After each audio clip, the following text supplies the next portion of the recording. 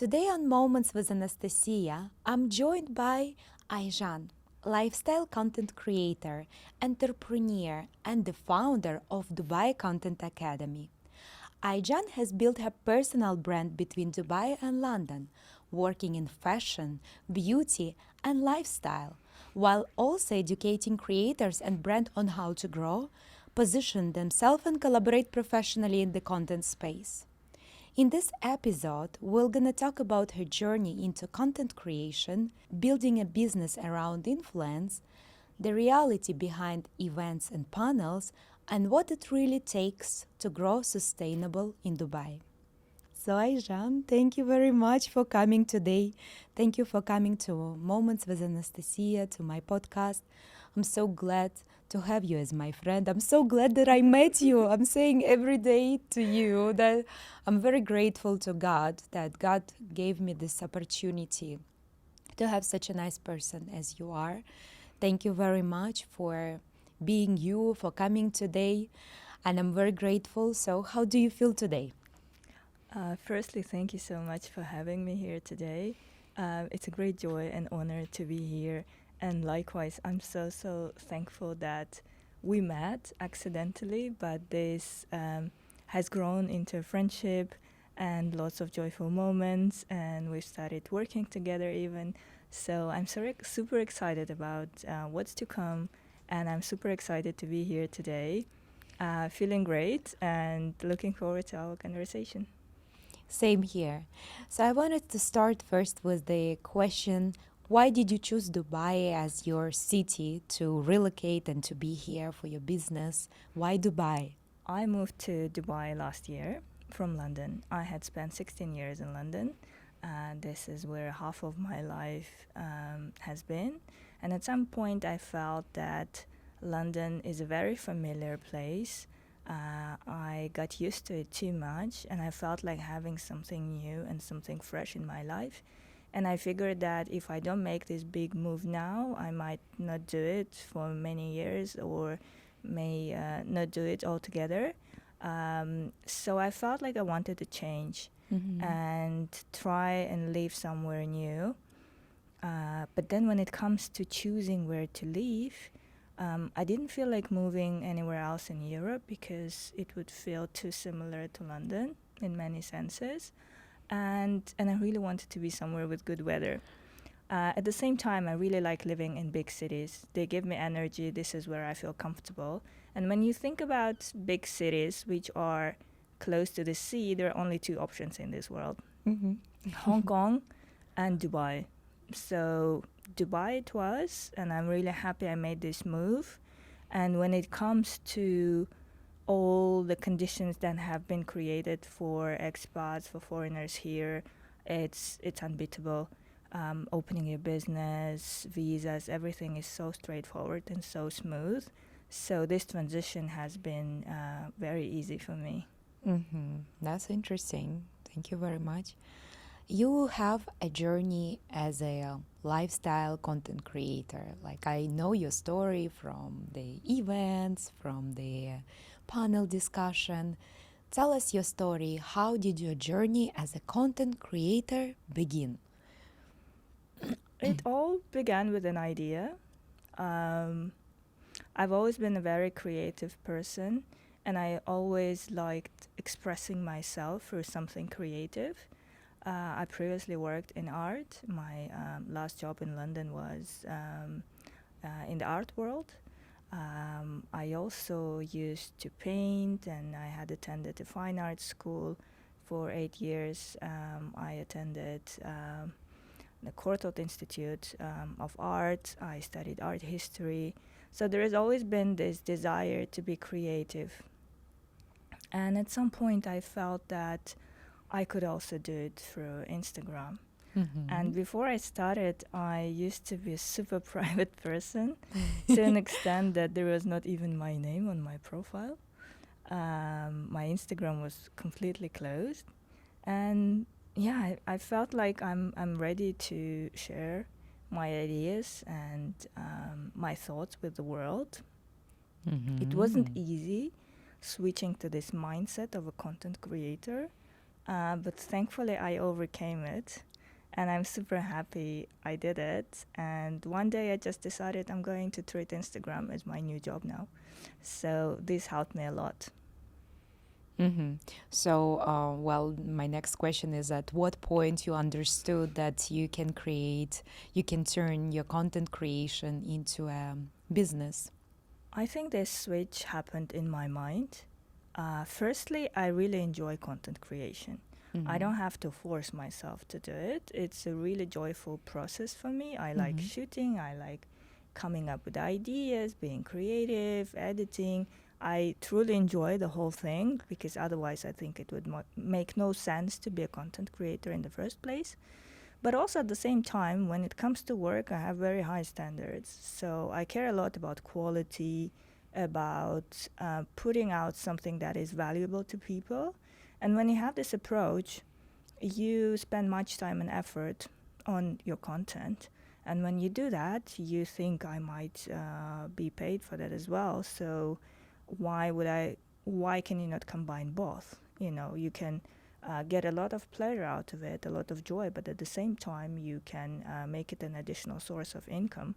So the switch happened in my mind basically, and from day one, I knew that I wanted to work with big brands. I want to have successful collaborations. I want to get paid. So I guess at the point when the first payment came, this became professional, but also at the same time, I think it happened way earlier when, as I said, I started treating it as my Mm-hmm. job.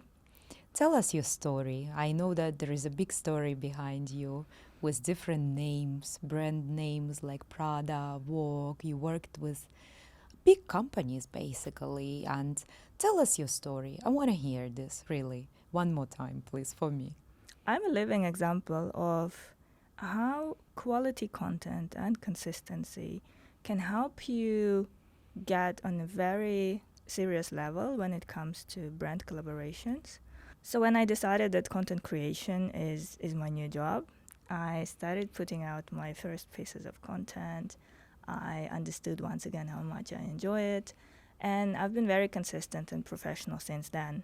And I had my first collab request when I had like 700 followers, I think. Mm-hmm. So by the time I had 1,000 followers, I already had a few collab requests, and then it just kept going. And then I started working with really big brands, which was a surprise to me as well. But also, we live in a world where quality matters more than quantity, and brands very much like to work with micro influencers because they have this genuine relationship with their audience. Mm-hmm. They can be authentic, they could be really interesting, and people trust what they say. So I think that helped me a lot. So when you look at my portfolio and all brands that are included there, you might be really surprised that I'm not big when it comes to number of followers, right? So throughout the whole time, I've never reached out to a brand myself. So whatever comes towards me, and I feel like when I start reaching out to brands, I could possibly go to a next level, and this is probably what I'm going to do next. Mm-hmm. Mm-hmm. So, I know you already for quite some time, so I see every single story you do, right? So you make it very interesting. You do a storytelling where I can see like the day you started, then you're showing even how you went and it's cold in Dubai and you wear the normal slippers with the sock. And I mean, I love that. It's so authentic. It's so true. It's so you. I wanted to know, like, how do you plan this content? Do you plan it or it just come naturally? Like, there are so many people listen to this podcast and maybe they don't even know how to plan a story. How do you do this as such a level like, content creator? I like planning. When it comes to planning, it's yes and no. So when it comes to my feed, and let's say it's a collaboration post or reel with one of my brand partners, then of course it's all planned. And if you see a piece of content, it has probably gone through various, briefs and checks, and whatever had to be relayed there has to be there. When it comes to stories, it's more authentic. It's more of my daily life, and I don't plan it. The only thing that I have in my mind is that I'm a storyteller. This is my strength. I tell stories. So when it comes to storytelling, you should have beginning and you should have an end. Not just random moments that don't make sense, even though there are content creators who do that and it might work. For me, I like to keep the story. So let's say if I'm sharing my day, you'll kind of leave it with me. You'll start with morning and then what happened during the day and then evening. So beginning, middle, and closure. And I think this is what makes people involved as well, because when you have the beginning, you kind of keep telling the story bit by bit. They want to follow and they want to see how it ended. So that's the only thing I plan, storytelling. Interesting. Yeah. So how the day, your normal day looks like? Like you wake up, how the day of a content creator looks like? I think one of the common misconceptions is that I'm a full-time creator. I'm not. I run a business, which is my main job. I have a company which specializes in education and professional development, and content creation is something that I do alongside that job. So I combine both. And I'm really lucky, I think, and I've reached that level when I can decide on how my days go. I'm my own boss, so I can decide how my Monday would go, how my Saturday would go. It usually starts with walking my dog. I have a dog. I love her so much. She's hyperactive, so we need to walk a lot.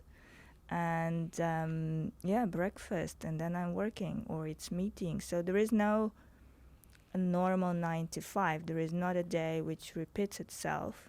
So I might also be working on the weekend, and it's totally fine. So it's hard to say that there is like some fixed schedule. I try to have it more or less planned in a way that I want to have rest during the weekends, but sometimes I don't, and it's fine. And I think it's one of the things that comes with having your own business and being your own boss. So I would say essential parts of my normal day are time with my dog, work, meetings. I usually have the most of the day, and shooting content. So yeah, I'm either in front of my laptop managing things, or I'm somewhere out there filming, and this is what happens throughout the week. Interesting for myself. Do you delegate your work of an Instagram, for example, posting or writing a caption to anybody? You do it by yourself, right? Never. Only No. you. Yes, it's just me, and I want to keep it this way. And it's funny that you asked it, because I once had a conversation with someone, and that person was convinced there is someone helping me with my Instagram, but there is no one. It's just me. And I think that's the point of it, because that's my voice, that's me. I'm being authentic, I'm being real. So it contradicts with the idea that someone else would be writing for me, or someone else would be coming up with ideas, or would be managing my account. So I know that I will be growing, and maybe at some point it would become more challenging to manage this account, but I still want to do it myself. So that's the idea for the long term. So if anybody out there watching us who is an influencer, do not delegate your work to anybody else. Just do it yourself, because that's the way. It is real, it is you, it is authentic, right? I think there are people for whom it might work. It depends on the type of account they have. For example, there are people who specialize in very niche things, or let's say they're a specialist in some sort of industry. So every single day they post pretty much similar content, which is totally normal. And in this case, they might have someone helping them, because they know how it's done. It's kind of like a machine that runs, by itself already. So someone might be editing, or someone might be helping with scripts or something else. I think it's totally normal. It's just everyone has his own way. My way is that it has to be me. And even if it happened that, for example, someone would be editing a video for me, like they would shoot and then they edit video, I'm not always happy with it because it's not my vision. And in every vision, I want to have my own style. And, you know, you look at it and you think I'm 100% happy with it because this is how I saw it in my head. Okay, interesting. You are telling that you are a businesswoman, you are carrying a lot of actually responsibilities. What are the challenges you are facing on a daily basis, for example? I guess the only challenge that comes to my mind is that there are only 24 hours in a day, and with so many ideas and projects and things you want to do, it's just a matter of realizing it all, managing it all, setting priorities, and along the way making sure that you don't burn out. So that's the only challenge that comes to my mind, really. I can't think of anything else. Okay. Yeah. How do you deal in the influencer industry, in content creation, with the comparison? Because I know so many people out there, they look at us and then they think like, okay, so I know her. Yeah, she's good, but not good as this one. This one is the best for me, you know? Like, how do you, if you hear maybe any negative comment or anything which comes or somebody writes as well, there are so many people who are expressing how they feel. And if there is, for example, something which is not really close to your heart, how do you deal with this? So when it comes to pressure, I don't really feel like there is any pressure when it comes to me, because I feel like my life experience and my career, I've had, you know, pressure and things that were way more complicated than pressure from content creation. So I don't really take it that seriously, and to this date, I've never encountered anything in content creation that felt like real pressure. When it comes to comparison, I know this is very common when it comes to social media. And here I'm going to say a thing that you probably heard hundreds of times, is that comparison is a killer of joy. In my case, I guess I'm a confident person, confident enough not to compare myself with anyone. And when you look back at your life story and your journey, and it's so unique, so when you think about it, it's just you know, you are special. Everyone is special in their own way. They have their life experiences, they have their personality. So you cannot even possibly compare someone to, you know, to another person in the same industry, because, you know, the starting points were different, you know. It's not always straightforward, like from point A to point B, you know. There are different circumstances. Everyone comes from a different background. So I feel like comparing is a pretty much useless activity. And when it comes to negativity, I guess I've been quite lucky because I don't see much negativity going towards my page or my content. I can't remember anything that like upset me. And you know, sometimes it happens that other people might be copying your ideas, or they would try and copy your project, something that you've come up with and you're doing. And this might be upsetting, but at the same time, you could also look at it positively. Because if someone is copying you, that's a compliment to your work. That's the first thing. And also, I think that, you know, competition doesn't always have to be negative. Because competition, you know, when it comes to economics and business, competition is what drives the market. This is what makes people develop themselves more. Look at the markets which are saturated with lots of companies. This is where you get the best service. This is where you get the best products. If you compare it to, let's say, an underdeveloped country or a developing country, and they have monopolies like in different sectors, and there is no choice, people struggle to find something that suits them. So yeah, I guess, you know, there is place for everyone. You know, when it comes to brands, they work with hundreds and thousands of influencers. Like, everyone can get their spot. If someone gets successful, it doesn't mean that another person cannot be successful. So yeah, just to conclude, I think that comparison is I know it's hard, And it's not always easy not to compare yourself, but it does nothing then it just harm, it's just harming yourself and harming your own journey and joy and development, basically.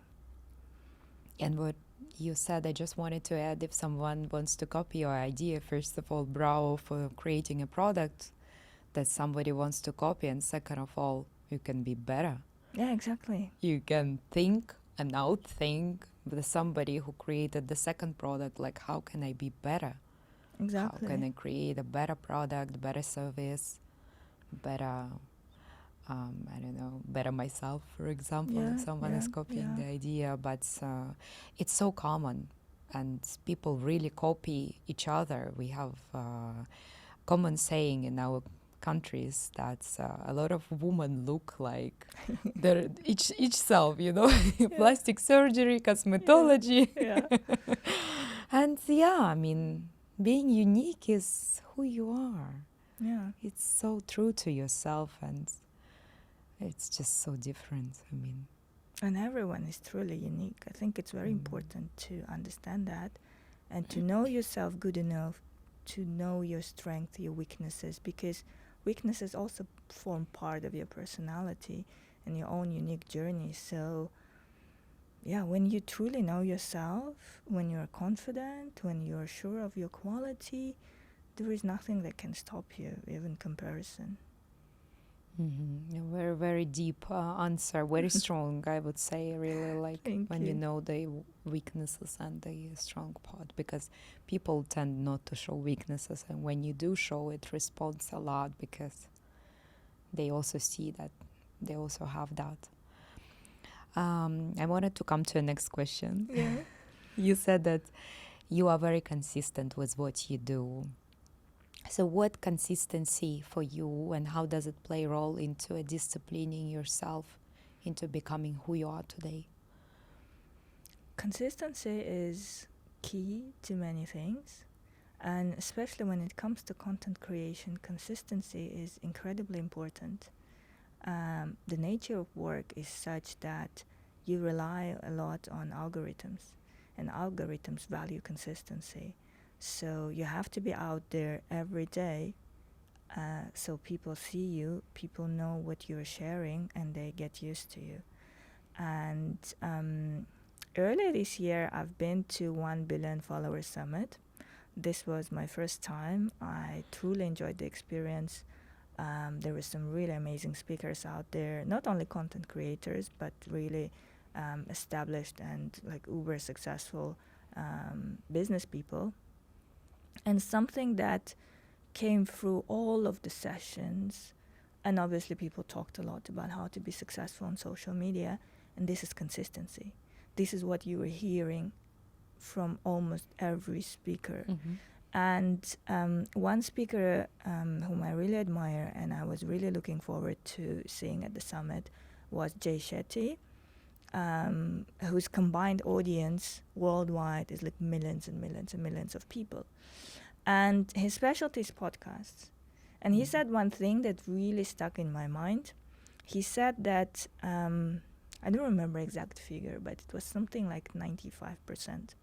So let's say 95% of people who have podcasts never make it past the 3rd episode. And when you think about it, it's a really strong number. Can you imagine so many people trying and only 5% out of them are actually being consistent and they go past the 3rd episode? So when you place yourself in those 5%, you're already successful, you're already different. So consistency is something that should never be underestimated. And I know when it comes to social media, people often say, I would be posting like for 2 weeks every day and then I'll go silent for like 5 months. But this will never work. You have to make a habit out of it and then it becomes natural. So consistency is incredibly important. And since I've started with my page, it's not that long actually, but it's been just a bit over 1.5 years. I've posted every single week and I'm on my stories every day. I don't make a post on my page every single day, but you'll see my stories every single day. Mm-hmm. Yeah. And you mentioned about the algorithm, right? Yeah. I want to know, like, how long does it take for you every day or maybe a week to study? Like, the algorithms keep changing, the technology are Yeah. new. Like, I'm sure you are evolving yourself. Like, how long does it take for you to study?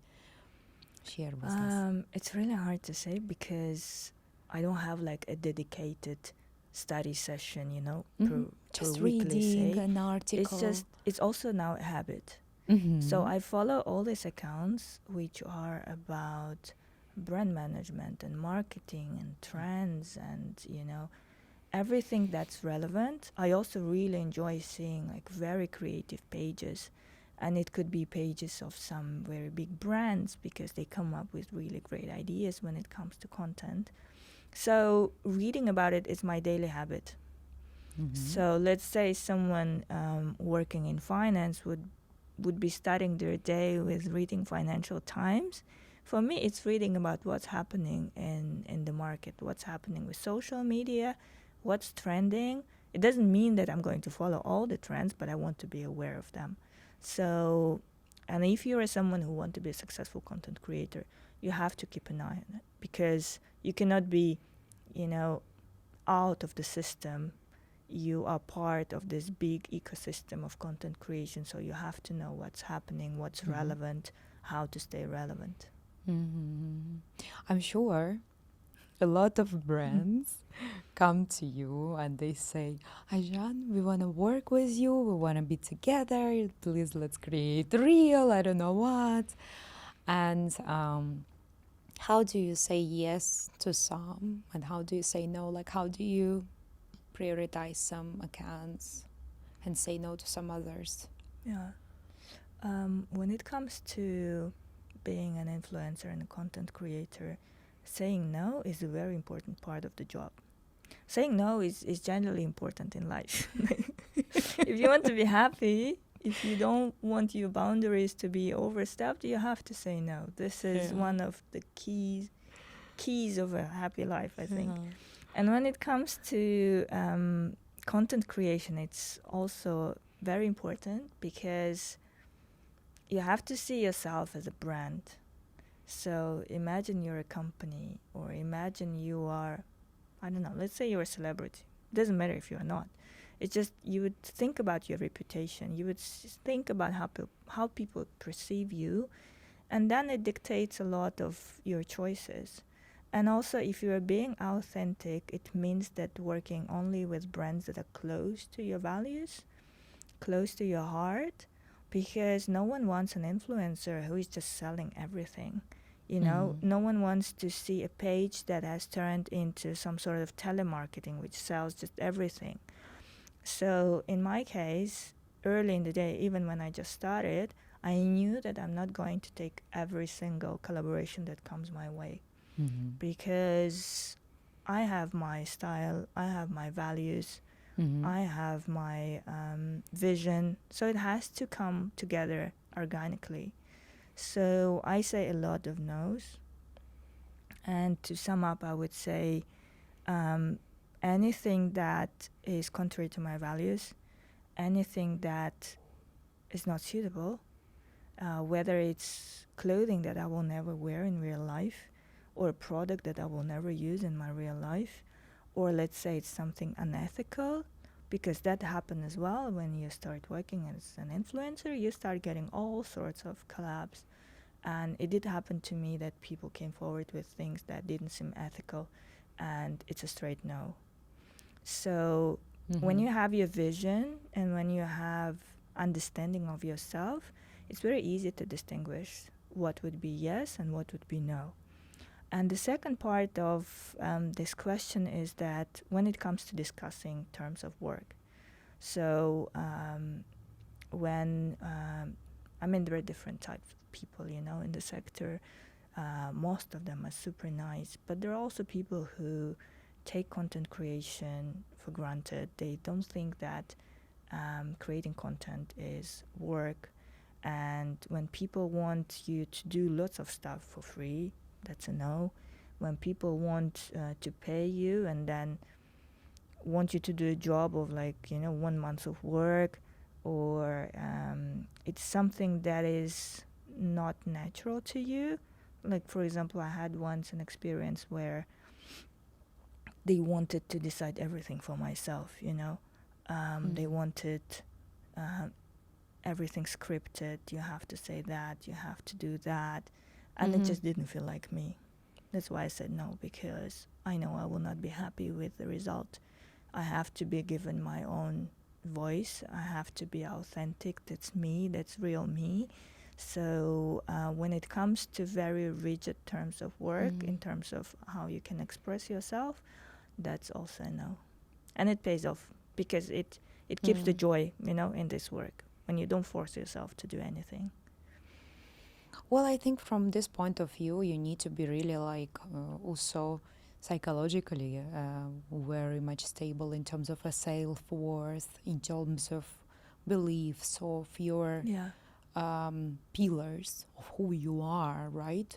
Because, for example, when you have a personality and you know how to carry yourself, you're not gonna go for any type of branches because they pay 500 dirham or something. Yeah, exactly. You have to say no, because you cannot just take everybody. But I mean, for someone who's just beginning, at the beginning started to work as a content creator, that maybe could be you can say yes to 3 or 4, but then there is a border, there is a line, because by the end of the day you create a product from yourself. It's like you're packaging yourself into different advent calendar of 1, 2, 3, 4, 5 different days. Here is this, here is that, and of course it's some people are no, some people yes. I mean, I'm relating to what you're saying, honestly, because you have a lot of important information which you're saying. I'm there. I'm on the beginning of my influencership, and I also started only recently. From the moment I started this in April, and I also didn't know where to go, but I finally know that this is the right thing to do, to give people what is helping me, what was not there for me when I was needing it the most. So I'm creating the space of educational, motivational, and that's also, I cannot say yes to everybody. And even though I have a lot of requests, let's do this, let's collaborate, I'm like, I'm sorry guys, but I can't. I mean, it's not meeting my values. I cannot just go and collaborate, sorry to say, with some Indian potato brand, and it's not about me. It's not what I portray online. So that's important. Very interesting to know. I know you would relate. Yes, because it's the same. We are similar. We have similar understanding. We are pretty much on the same level. Psychologically understanding the boundaries and understanding the value of ourselves, right? It's also powerful to know who you are.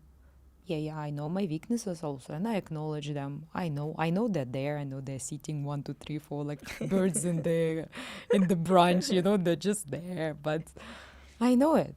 And I can relate to everything what you said. It's very valuable and it's important. Thank you for sharing.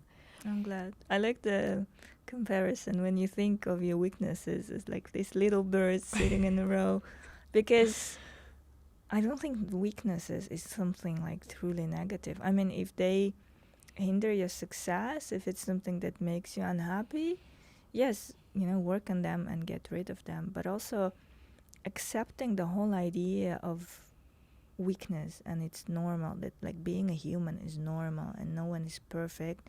This is one of the foundations of being content and being confident. Mm-hmm. When you accept the dark side, so to say, of yourself, not perfect side. This is what makes your bright side shine. Mm-hmm. So it's very important part of a life journey to learn about yourself and analyze yourself and understand all parts of you. Yeah, and who said what is perfect and what is not perfect? There is nowhere we are not studying Yeah, it in the yeah, books, anywhere at school or at the university. That look, this is how you should be, and this is how you shouldn't be. No, it's not there. It's not. It's not anywhere. I mean, it's just stereotype of somebody who was sitting there a couple of years ago in America or God knows where it was, creating a stereotype of a person who has to look just like that, and this is their stereotype. And now comes to my mind, and just all of a sudden, the Barbie film where she was crying and saying, "I'm not perfect. I'm not yeah, good enough," and yeah, she is perfect. She is the stereotypical girl who was created for people to play. yeah. She was the most beautiful thing, basically, for so many girls out there, but it's not. I honestly think that pretending to be perfect is a way to nowhere, because pretending is very tiresome, and putting on a mask and acting and doing it for a long time, I don't think it's something that people can sustain for for long term, because they even say psychologically, like, people can pretend someone they're not for up to 3 months. Like, I don't remember exact date, but I heard it somewhere. Mm-hmm. So as I say, it's a journey nowhere. It's not going to take you anywhere and leave you unhappy. That's why it's very important to do this work on yourself. Very important, yeah. Yeah. Like I did a lot of years of psychotherapy because unfortunately my childhood was not the best, and I had to work on myself to become strong and to be out there confidently and accept myself for who I am. Yeah. I And really admire that. I admire people who work on that. I think that's essential. And also, I'm very happy that you and we are for being authentic, for being diverse, because we come from countries where, the social pressure is quite high. yeah, And every single person, it's changing now, it's getting better. But growing up, there were certain expectations of you, like what you should be doing, what kind of job you should be having, what age you should get married, what age you should have kids, It's just like the society has decided for you what the template for life is, and you just have to follow. And then if you don't follow, it means you are not, a valuable member of the society. So I'm really glad that things are changing, and I'm really glad that in my case I've lived internationally, and that shaped much of my mindset, I would say. Yeah, it's very important. And every time, even till now, I go back home, I get questions a lot like, so, when are you getting married? That's number one. Second, but you are already like in an age where you need to have a kids. Why you don't look after? And I feel like, come on, guys, it's not, it's, I understand that, yes, it's important. I realize that, I understand. But what I can see in real world, like apart from everything, what's priority is who you are, what's your achievement, what is your business, what's your financial status, like what you can allow to yourself to come to your life, what you can buy, do you have your investments, like who you are, it all defines. And I mean, yes, I understand having a beautiful family is also something I'm looking forward to, and what is also stereotypical in our countries. But I feel that right now, in this world where we are, in this era we are living now, most important is who you are and what you have achieved as a businesswoman, as a owner of a company, as who you are today. Yeah. I think it's very important for a woman to be independent in a positive way, and to be self-sufficient. And I think one of the things that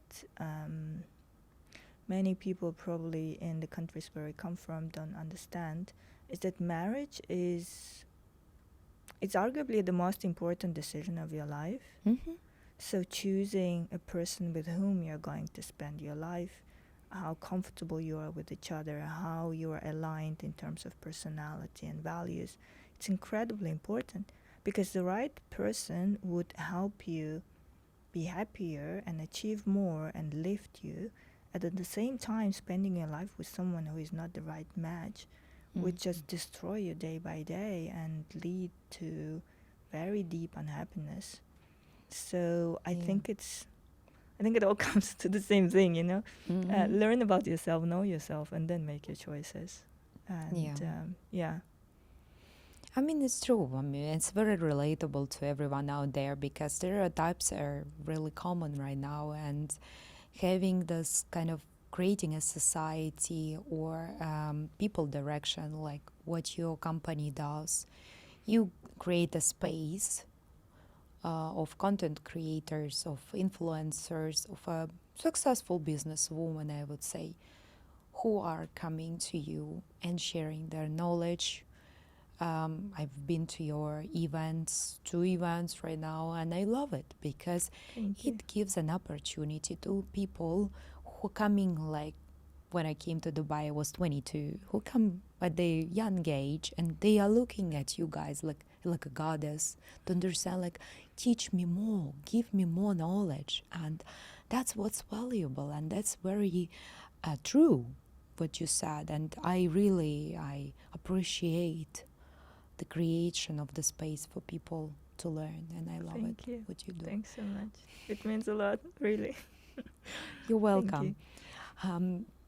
If you would have to give an advice to just someone who just wanted to start content creator, doesn't know what to do, or have a little idea, like, what advice would you give to them for the content creator influencer? There are really many tips that I could give to someone who is starting out. So if you want to hear all the tips, you should come to my events. But No commercial. Jokes aside, I can distinguish 3 key things. First one, something that I said numerous times during our conversation, is understand yourself. So when you think about positioning yourself out there, about your personal brand and who you are as a content creator, think about who you are, what you enjoy, what are your values. Think about a theme or niche that you are happy to post about, but in the long term. Something that has enough spark for you to keep going and not get bored of it after some time. And think of the result you want to achieve, because it makes the journey easier, because when you know what you're moving towards, it's needed to know which direction you are headed to. Second part is act and be bold. I think that's the step which most people find challenging, because there is a lot of fears at this stage. People are going to judge me. What if I post content that is cringe? What if no one is interested? There are a lot of fears at this stage. I was one of those people. What if nobody will gonna see what I post? Fear of judgment is something that I struggled with as well, and I'm glad I overcame it. And one thing that helps in this sense is to be humble. Like, surprisingly, it's that, people don't think about you as much as you think they do, or people don't pay as much attention as you do. So if you have this video and you think that for some reason it's imperfect, just post it, because most likely people would not even notice what is imperfect about it. And there is so much content out there. They'll see it and they might forget about it in 5 minutes, That's why being consistent also helps, because they would see you every day. And the third part is to think strategically. It relates a bit to the first part, but as we talked, reputation is important. Think about where you want to be long term. Don't jump on every single collaboration that comes your way. Know key pillars of your content, what suits it, what doesn't. So think about your journey as a long-term journey, not something for the next week, next month, but something that you would probably do for years to come, because this industry is not going anywhere. Like, creative economy is only growing and generating more and more revenue, and majority of marketing work that brands do now comes through influencers. So think where you want to be, where you see yourself in 1 year, in 5 years, in 10 years. So it's a strategy as well. So there is a lot of science behind on just I wouldn't one say Instagram, science. like It's not education. rocket science, Education, algorithm knowledge, strategy, that's what I feel it defines success, because you know where you're heading to. You know what's your goal in 5 years and 10 years. I'm just repeating what you said, but I'm just analyzing it together with you. And that's smart. You are successful, and you know where you're going to. You know what you will gonna do in 5 years. You know how you're gonna get there. And I admire this. It's really nice. Thank you. Thanks. It's really beautiful. Also, I want to know, what does personally to you means success today, and when you just started your journey of a businesswoman, of a content creator? How does it differ now? I think my misconception before was, and there are many people who do it as well. You think about numbers. So let's say if you're an influencer, you think that you should have certain number of followers to be considered successful. But my journey has proved that it's not about that. It's not about numbers. There might be someone who has over 1 million followers, but they have no connection with their audience. Or they just post random things and videos go viral, but there is nothing behind it. It's all surface level. Let's say this person wouldn't even work with brands. It's some random videos for entertainment. I don't know, maybe to someone this is success. To me, it's not.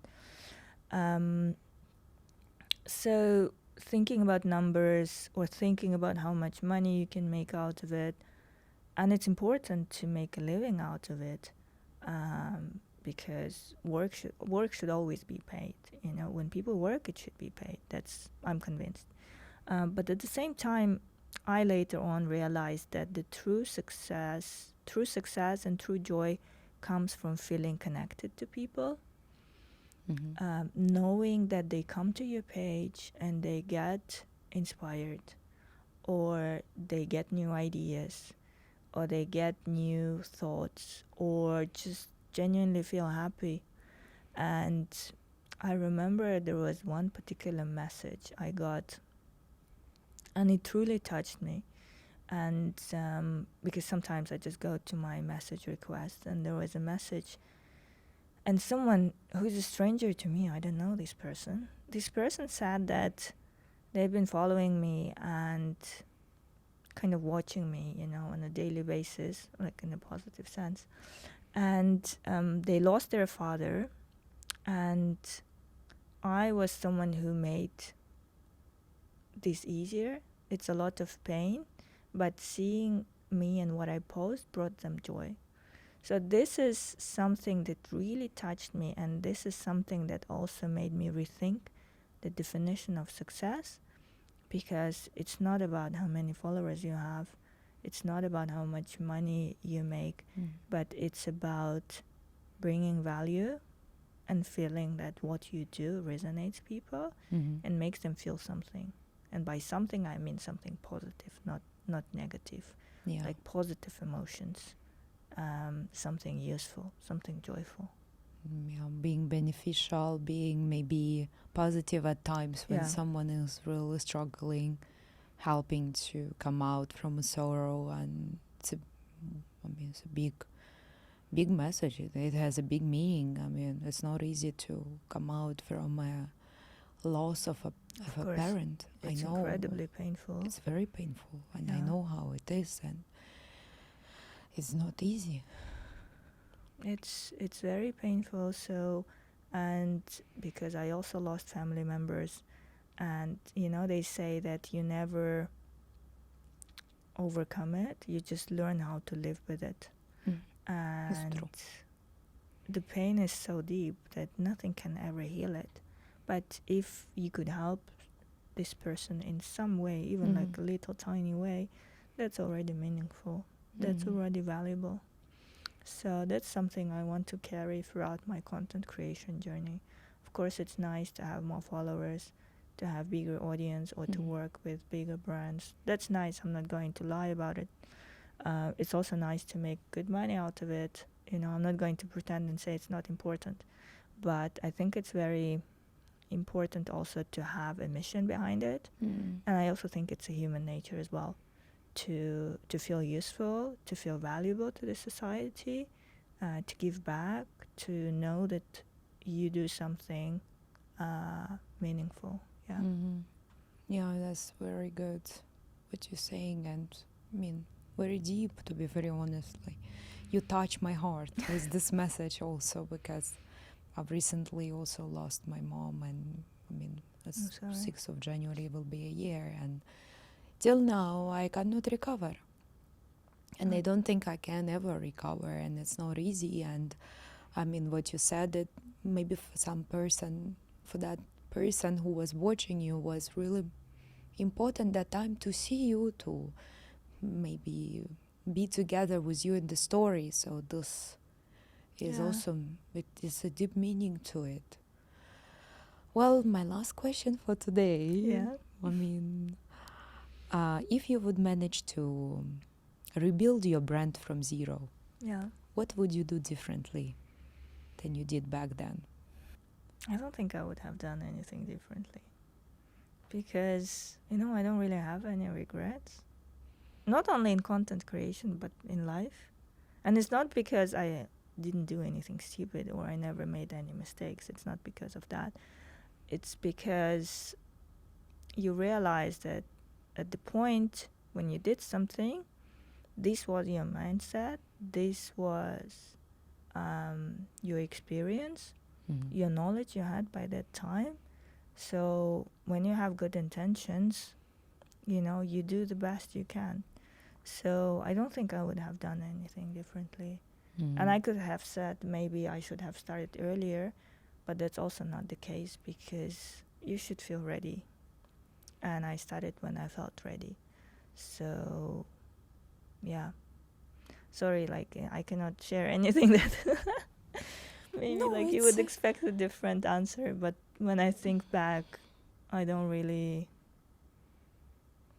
nothing comes to my mind. No, it's your answer. That's what do you think? I mean, there is no script, to know, just to say like that, because that's how you feel. Yeah, you didn't want to change anything. You did it, and you did it based on what you felt it was correct. Exactly. But you said very strong thing. You did it when you were ready. Yeah. That's very strong. Because what I can say from my side, when I was searching for what I can do, I learned the life coaching. I had 1 year of courses for life coaching, and I tried being a life coach, and I couldn't do it. I couldn't bear the pain of other people. I couldn't do it. And I understood it's not what I can do. And then I was thinking, what can I do? And I just started doing podcasts, and it just made my life different. I was ready. I prepared my pillar, my background, my base, and I just did it. I was ready. That's what it is. And it comes like a puzzle to me. Like, I'm listening to what you're saying, and I'm also thinking, it's just not just a podcast. I'm also thinking, you're giving me knowledge. So I love it. And that was you. And thank you so much for giving me this opportunity today. Thank you for your time. Thank you for being you. Thank you for sharing your insights today. And Aizhan, in short words, how do you feel about the podcast? Can you give me a little bit of review, please, if possible? Of course. I mean, I really enjoy this conversation. It's not the first time I'm coming on a podcast, but I really like your approach. You're very professional, but also I think it's important to like the podcast host as a person, because podcast is about connection, and it's about having a conversation. It's not like one person just reads out the question and then questions, and the second person just reads out the answers they prepared. Like, I deliberately didn't prepare because I wanted to be me, and I wanted to say what comes to your mind, because otherwise what's the whole point of it, like being staged? So very enjoyable experience. And what I want to say is that having this podcast is also very meaningful, because sharing other people's journey, sharing their life path is very important, because people have to see how others overcome difficulties, how others form themselves as people, because human is a social creature. And you make a big contribution by hosting that podcast and inviting all these interesting guests you have. Not like, I don't mean necessarily myself, I mean all the other guests you had in the past, because it's very interesting to watch. So thank you for your work as well. Yeah, thank you very much. I'm speechless, honestly, but thank you for giving me such a deep feedback, and thank you for being here today. Thank you for giving me answers. Your answers were absolutely amazing. You don't have to do a preparation. It's just the conversation, and I loved how we clicked today. Yeah. It was really good connection, and for some time I felt like it's just like, okay, let's get off the script and let's just do it. Let's just talk. Let's just talk. And that's what it should be. Thank you very much. Thank you. The for pleasure is all coming. mine. I'm very happy, very, very thankful. Thank you very much. And I cannot truly enjoy enough and thank enough for you and your presence in my life and for you being here today. Thank you very much. It's very mutual. Thank you so much.